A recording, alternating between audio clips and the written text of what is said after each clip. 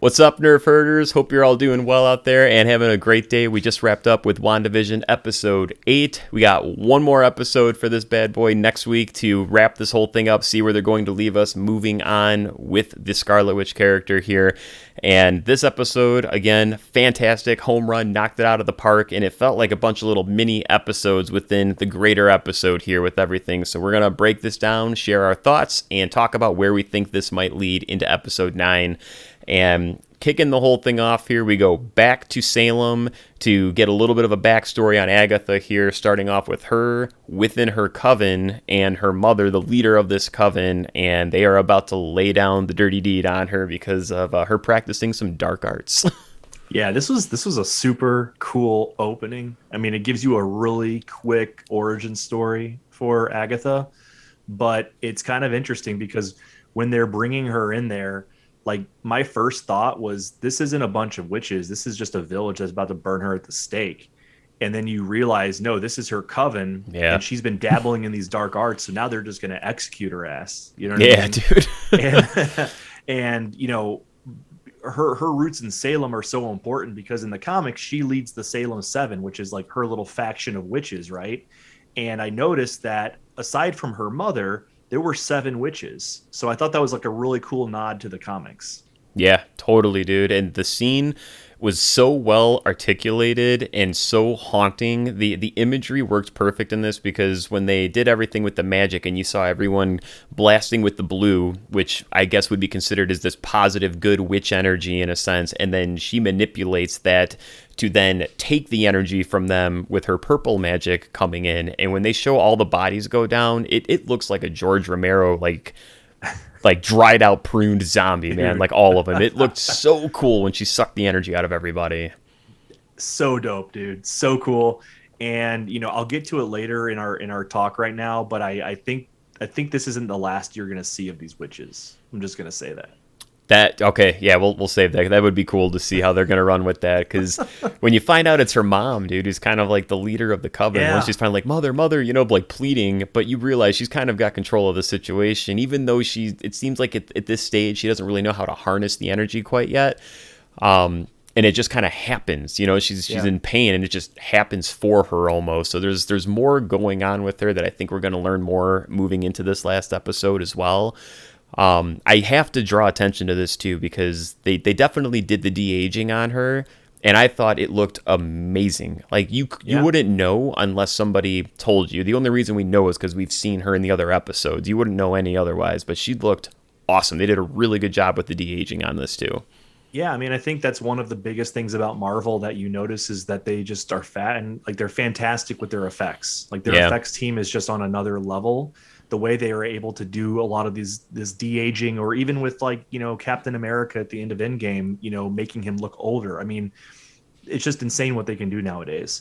Yeah. One of my favorite things though about Marvel and how they've done the cinematic universe is the use of color and how each color represents something so special to every character. Obviously the red magenta is for Scarlet Witch, but then in this episode, you obviously have the purple, which is for Agatha, and then the blue, like you said, represents probably more of that positive magic. But what's really interesting is they're attacking her for dabbling into the dark arts. So does this really start planting that seed for, does she serve a higher master? You know what I mean? Exactly. Because the whole point of the Salem witch trials was, are these witches, serving Satan? Are they going to bring this beast into the world? And I think this is kind of planting that seed that she probably found something that she wasn't supposed to find. Yeah, and that's where they could run with the Mephisto. I mean, that's been speculated throughout this entire series now, so they could easily transition that into the Mephisto stuff. They open this episode beautifully, and they close everything out with this here. Then we find ourselves back to where we left off at the end of episode 7, and we learn that Agatha is extremely powerful and has Wanda in a very vulnerable position because she is unable to use her powers within the confines of what her lair is here. So she's in total control of the situation right now. Yeah, I think it's really cool because, Agatha is obviously using her training as a witch to her advantage, and you're really seeing the range of her power. She talks about how she has these simple spells in place so that Wanda doesn't have power within that basement, that enchanted basement. And it's really interesting because she even says something along the lines of, you can't get into my head. You can't hear what I'm thinking. Yeah, that was And so cool. it's a cool little nod back to a previous episode where Wanda's son is looking at Agatha and says, "You're really quiet on the inside." Yes, So yes. it's so cool to think like, okay, this is all tying back to like Agatha has clearly been like in control. You know what I mean? Like Wanda has no power to get into Agatha's brain. Right. And yeah, and she suspends her with her magic, holds her in place, knocks her around a little bit, kind of pulls the good cop, bad cop role with her to try to get some information. And we ultimately learn that although Agatha's pulling the strings here, she is not in full understanding as to how this whole thing had happened either. She's trying to learn and see how the hell did Wanda pull this off. So she takes us on this journey, forces her hand because she reminds her once again she does have the kids. And you hear the kids calling out for her, and we go down this path to learn more about all of the traumatic experiences that she had gone through. And we first go back to Sokovia. We get back into that era there, her parents, Pietro, as kids, and we learn a lot about why she's creating this whole sitcom world there too. Yeah. I mean, we finally have this understanding because I thought the way they've done this has been so brilliant that every episode has represented a different era of sitcoms, but you never really understood why did they choose sitcoms for this story. We go back, okay, in Sokovia, she and her family would kind of had their family nights where they would watch these old sitcoms. And it was kind of their escape from the real world. The mother looks outside, there's a battle going on in the streets. And in Eastern Europe, especially like, 20 years ago, there was a lot of chaos, a lot of uncertainty. And I think this similar to like nowadays, if you need to escape the world, you go pop in a movie. So I think it was really cool how they tied that into like, this is her tie to her family, especially with her younger brother.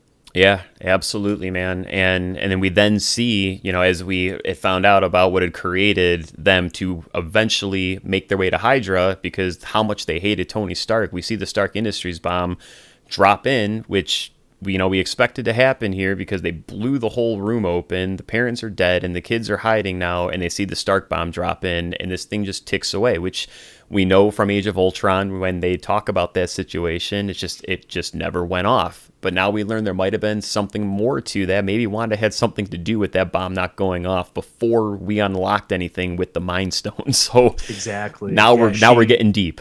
She had these like limited powers when she was young and she didn't really know how to harness them or use them. So it's kind of interesting that it's like, okay, was she really, was she kind of in control there? Did she keep the bomb from going off, or was it just like a real, fudge from the bomb maker? We don't know. I thought it was really interesting though. If you look, obviously the bomb says Stark Industries on it. It's got the little blinking light. And if you notice from one of the earlier episodes when they had the Stark commercial with the little machine, I think it was like the toaster oven and had the blinking light. It was Stark Industries. Just so cool. They find such a cool way to tie everything together with symbolism. It's so insane. Yeah. And you like go back and you're like, oh man, that's why that shit was there, But even still, like it's kind of cool how, they bring the Stark Industries bomb in there.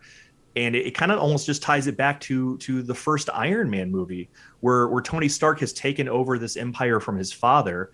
And he kind of realizes like, hey, we're actually the bad guys. Like we're the ones making the bombs, destroying all these civilizations, being all like, I don't want to do that anymore. And that kind of generates the feud with him. And eventually that leads to the Iron Man movies, completion. But like, I think it's just so cool how it kind of all ties together that way. Dude, totally. And the events that we just watched happen are already put into motion when we're catching up with Iron Man. So the MCU has begun with the Iron Man film, but the events that we just saw tonight preceded that, Right. So it's so cool how they can go back and forth and everything just continues to build and really grow this universe here. It's insanity, man. I love it, dude. Agatha, gets a little bit more info that she wants here. Not quite enough yet. So then we got to now go to the Hydra base where they were hiding out after the events of the Winter Soldier when, we've learned that they infiltrated S.H.I.E.L.D. So now before Age of Ultron kicks in and the Avengers take over this facility and kind of take it down, we see the experimentation on Wanda happen. And we have this crazy sequence where they're bringing her out. We find out that they've been doing this on multiple people and nobody survived it. So there's a reason that she survived this, and we get a really awesome sequence out of this here.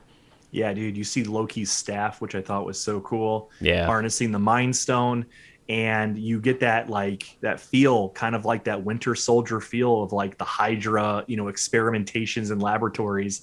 Yeah, and you dude. also kind of got that sense back to when we were first introduced to Wanda and Pietro in a post-credit scene. Remember that? Oh, yeah. Where they're in the cages and she's, doing her little hex, and then he's like speeding around his little cell.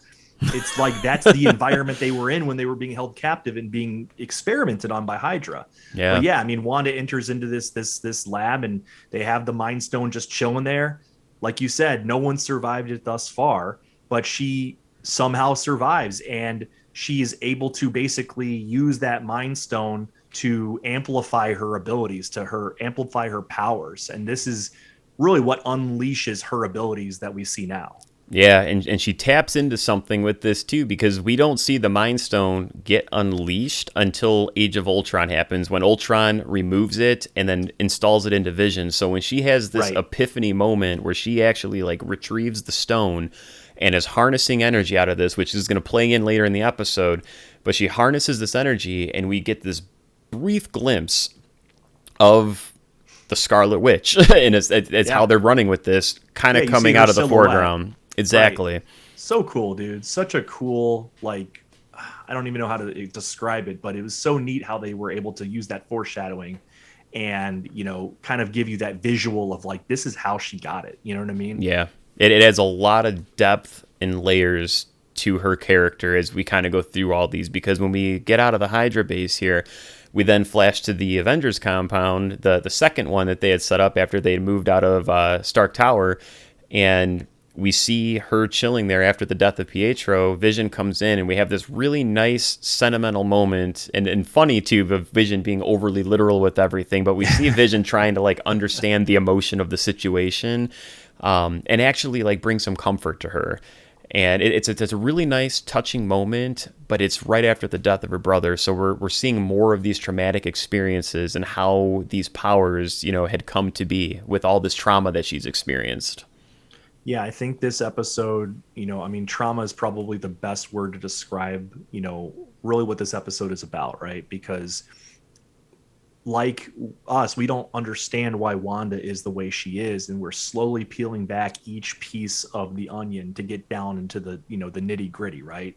And that's what Agatha's plan has been this whole episode is let's all along. Yes, let's tap into all of these little things that have happened throughout her life. And I love that. I love building a story on somebody from their past life experiences. I think far too often we just get a very watered down reasoning for why someone is the way they are. Yeah. This kind of really dabbles into like all the shit that she's been through in her life, growing up in Eastern Europe, post Cold War, in a shithole that's bombed. Her parents are dead. It's only her and her brother. She gets manipulated by Hydra, manipulated by Ultron, and now she's in this new environment. And Vision is like the first person that she's really being able to connect with on a human level, and he's not even a human. You know? And it's like amazing how they can create such a sentimental connection between a human and an artificial machine. And like, to your point, I love how literal Vision is. Oh, dude. It's so funny because it's like he's still learning. This is kind of their early on phases of their relationship where they're Vision's still trying to figure out who he is, what is humanity, all these different things, and it's just so insane that he's learning at this rate. Yeah, dude. When the top kind of comes down on Bryan Cranston, he's just like, oh man, the man is injured. And she's just like, no, it's okay. He's like, well, how can you be certain? Yeah, like why is it funny that he's hurt? It's like right. No, he's not hurt. That's not that kind of a show. Yeah, I love it. I thought it was so playful, so nice to see that connection because, when we watch the previous films, we don't really get much of that introduction of their relationship. It kind of goes from like 0 to 60. Okay, they're together and we understand that they're together. Yes. But, this starts that really understanding where they met officially, how they bonded it at, the Avengers compound. And, I think it's a perfect scene, a perfect way to set that up. Yeah, definitely, man. And what I love too is they're kind of going through this whole thing. Agatha is so perfectly menacing, but in this beautiful way, being so sadistic with the word choices, where it's very persuading, but she is digging in deep, dude. Like when she makes the comment, just, oh, I could have went and dug up your dead brother, but he had holes all over him, so I had to create, you know what I mean? Like create this exterior thing. Yeah. So sadistic, man. And so we get out of the Avengers compound. We then find out the truth, and we see what happened, at the actual Sword facility. Wanda shows up at Sword. She wants to go see Vision, and all she wanted the whole time was to do a proper burial. There was no intent to do anything with this, and this really is where we see the motives of this entire show start to come to fruition, because this director of Sword is a complete douchebag trying to manipulate her through her emotion to recreate and build Vision back together. That was the ultimate goal that he was going for. Right. Yeah, he's a fucking asshole, man. Yeah, dude. Like, it's so crazy because, obviously we know he's a jerk from like the previous episodes, but now we kind of get his introduction. She walks in and he's like, "Oh, it's a pleasure to meet you, and what can I do for you?" and this and that. And then he's basically just like, guess what? Like, he's not yours. Like, we own his ass. I'm not letting you take $1 billion worth of vibranium out of here. Like, he's mine, bro. Yep. And that's what triggers her to like basically say, okay, well, like, we'll see what goes down, and she busts through the glass, hovers down, and I thought, like, I was about to freaking cry. I swear. It was rough, dude. It was rough. When she puts her hand right on Vision's head where like the Infinity Stone used to be, dude, and she's like using her magic, basically trying to connect with him, and she's like, I can't feel you. Like, I can't feel you. And I was just like, oh my God, like, what the fuck, Yeah, dude, that was rough, man. It was hard, man. That was she sold it. She sold it too, really good, man. Like, I was like, ooh. And like, if that's not enough to make you like cry, she gets in the car and drives to Westview, and you see this little envelope on your seat. You don't think much about it. She's drives to Westview. She's driving around this kind of crappy old American town that, hasn't really been anything for years, and it's just kind of run down, right? And she gets to this vacant lot, bro, and that's when it hits you. Yeah. Like, yeah, it's pretty emotional, man, when you find out that Vision had this plan for them to just go get their escape and live this peaceful suburban life and just be off the grid in a sense. And yeah, it's rough, man, because you really, they hammer it home, dude. They hammer it home that the loss of Vision is so substantial, and we're still watching her. This is just right after Vision died, because she snapped out. We went 5 years and she snapped back, and here's where we're at. So she's literally came off the battle in Endgame, and this is her journey now right after that. So it's, we have to remind ourselves of that too, because this is immediately following Endgame. And with everything going on with that there, dude, we see this insane, just emotional outburst of energy. And now we see how this whole thing got created. It was just this emotional outburst. And we see her literally create matter and then recreate Vision. Like, entirely recreate him.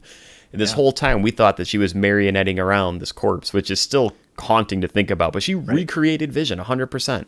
Yeah, that's what's so crazy to think about, is like this whole series, you've thought, okay, she broke into Sword, she took his body, she dabbled into necromancing where she brought Vision back from the dead, and that's not at all what she did.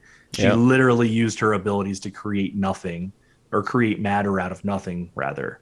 And kind of going back to how Marvel does such a fantastic job with symbolism on the blueprints for their home. It's got the little heart, it says, our, I don't remember exactly what it said, but it's just like, our retirement, or our, future, love V. And then remember the first episode on their calendar, the little heart that was what does this mean? Oh, well, that's my gosh. That's what it means, dude. Dude, I didn't pick up on that at all, man. That's I saw that heart and I was just like, oh my God, I'm a 34-year-old man. I'm going to cry, like, dude, so that's crazy. Perfect. I didn't pick up on that. Oh, that's so awesome. Yeah, they tied it right back to literally the first thing that we see. The whole episode was based around the damn heart. Oh, that's exactly perfect. Because as soon as she breaks down and she has that outburst of energy and creates the hex, and everyone forms, Vision forms in front of her eyes, boom, we're at the first episode. Literally, that's where the first episode Right. starts off, where Vision's Right. like, welcome home, honey. You know what I mean? Like, Yep. it's just perfect, like poetry. It's just insane. Dude, so And cool. yeah, it's so, I don't know. It's like giving me goosebumps thinking about it, dude. Dude, It's giving me goosebumps. you hit me hard with that heart connection, man, because that's all processing through me right now. That's so cool. Because yeah, dude, the way that all went down, dude, we see her recreate Vision, which ties back to the whole Hydra experiments, man. When she absorbed the energy from the stone, she recreated the damn stone again, which is Right. insanity, dude. Yeah. And we then get to God, dude, God knows where this is going, but you hear the kids. She steps outside, and now she's got her powers again. So clearly, at this point here, Agatha's not concerned with her using powers against her. And you see that she's got the kids by their throat. And this is the first time that we see Agatha like full form, outside of when you saw it a little bit in kind of like her sitcom commercial song going on. They kind of panned it up as they were manipulating the costume, but now we see her full fledged, dude. She looks sinister, full makeup. The outfit looks amazing, and she's got the kids by the throat, dude, like lassoed with her magic on them, and they're just begging and reaching out, dude, and she can't do nothing about this yet. Right. Yeah, it's awesome. I love the costume for Agatha.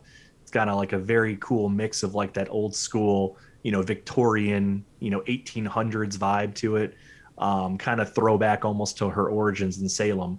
But I just love how she's kind of just dangling these kids in front of Wanda, like, hey, I'm not afraid of you, but I've got your kids. And if you make a move, they're done. You know what I mean? Yeah.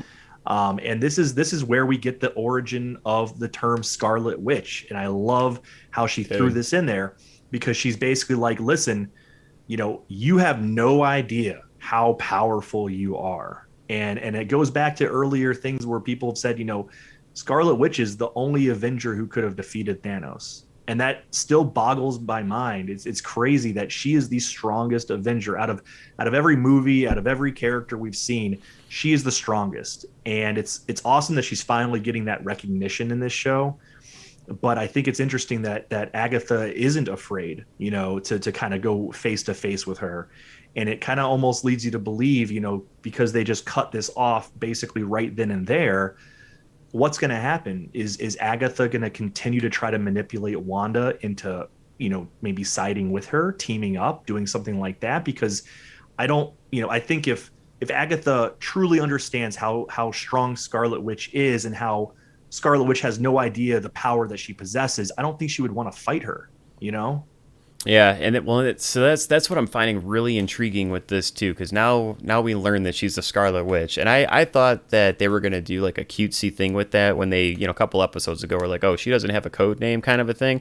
It's like, oh, so now they're gonna call her Scarlet Witch, but like there's like legend and lore to this. This is like within Witch Coven history. They're like, there is the Scarlet Witch, and she invoked this, either was reincarnated with this, and that's how she had some powers, and the Mind Stone just exploited that, or she, invoked something within herself once she became, connected to the Mind Stone. So there's like this whole thing of her like bring like the Phoenix, almost like a Jean Grey Phoenix thing, dude, where it's just like you brought this upon.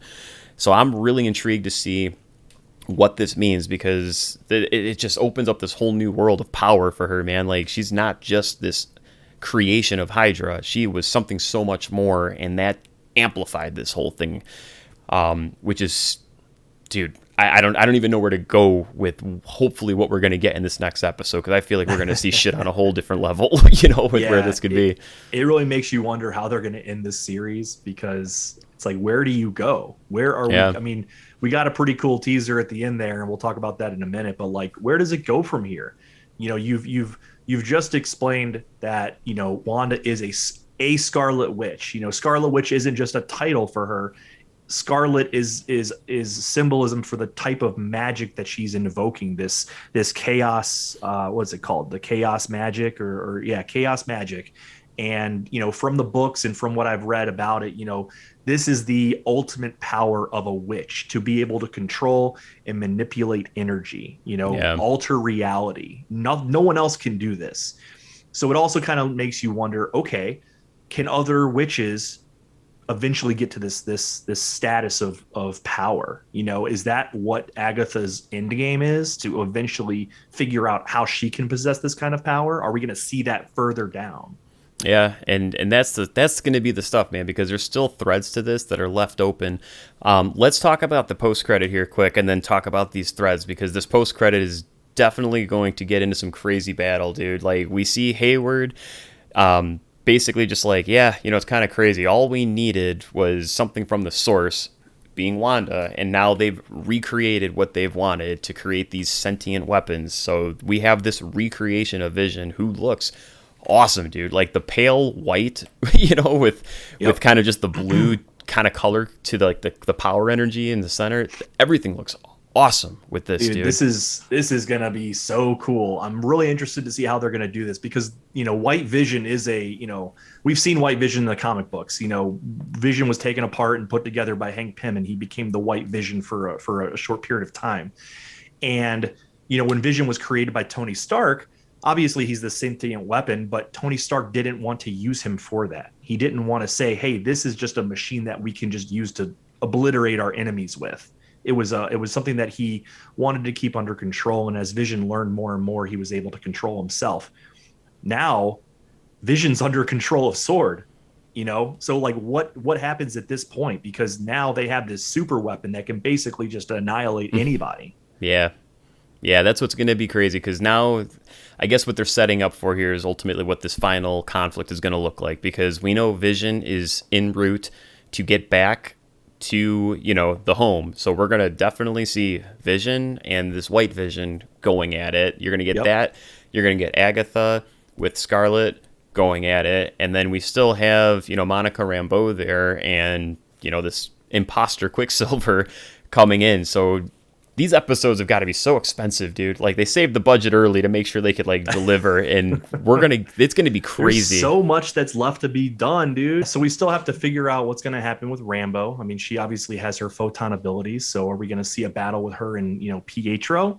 And how much are they gonna show of her powers, or are they gonna save that for a future movie or series? Right. Yeah, you gotta. Yeah, we're going to get like an Avengers-esque climax here, man, with all these super-powered beings kind of like going at it within the shuffle. And then do the kids play into this? Are the kids going to save the day? Are they going to finally hit their powers in stride, and they're going to be the ones who ultimately get the edge on something? We still have the book. They had so much drawing to that book, man, with that energy around it that is clearly locked. I'm imagining that she still needs Wanda to get into that book somehow. So that has to play into this somewhere. Do we get more than Agatha? I still feel there's more than just her, man. Like, I still feel there's something lurking in the shadows beyond this whole thing right now. So there's a lot that needs to come ahead here. And we still don't know if we're going to get this, crazy cameo from an outside source here. Like, does Doctor Strange show up at the end and he's the difference, at the end of this whole thing? There's a lot coming together for this whole ending. This is insane, dude. I can't believe how articulated this whole thing is to bring this home. Yeah, it's going to be crazy. I think it's going to end on a major cliffhanger that's going to have to just drive us right into Doctor Strange. My hope is that we do get a Doctor Strange cameo, and I'm thinking it's probably going to be at the tail end of this episode, and it's just going to be like, all right, we'll see you guys in Doctor Strange in the Multiverse of Madness. See you later. And where do you think we leave everybody off? Like, what happens to Agatha at the end of this? I'm so invested in these characters that I don't want them to go anywhere. I want more. That's the problem, is like, I don't see this ending on a resolution, because they would have to wrap it up far too fast. I want to see more Agatha. I want to see more White Vision. I don't want Vision to battle White Vision and it just be done in a 30-minute episode. You know what I mean? Yeah. I think the stakes are far too high, and they've built so much to this climax. To end it just that quick would just be such a letdown. So I really don't think we're going to see the end of anybody. I think there's going to be some conflict. We're going to see some cool battles, but I think in the end, it's going to end on a big cliffhanger that we're going to have to tune into another series, movie, what have you, to see what unfolds.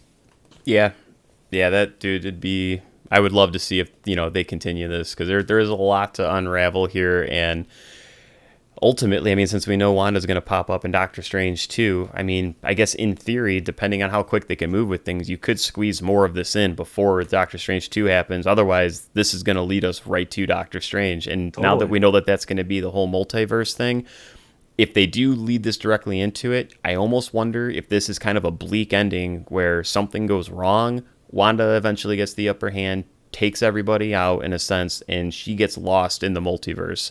And with her being this Nexus being, which we know that they're going to have to go to that because they brought the commercial in, so she would kind of exist within all these realities and everything. If she goes in there and starts manipulating and playing with things, dude, that's where the Doctor Strange story could tie into this. And God, dude, I don't want to wait a week. I just don't want to wait a week right now. I need this. I need this right now.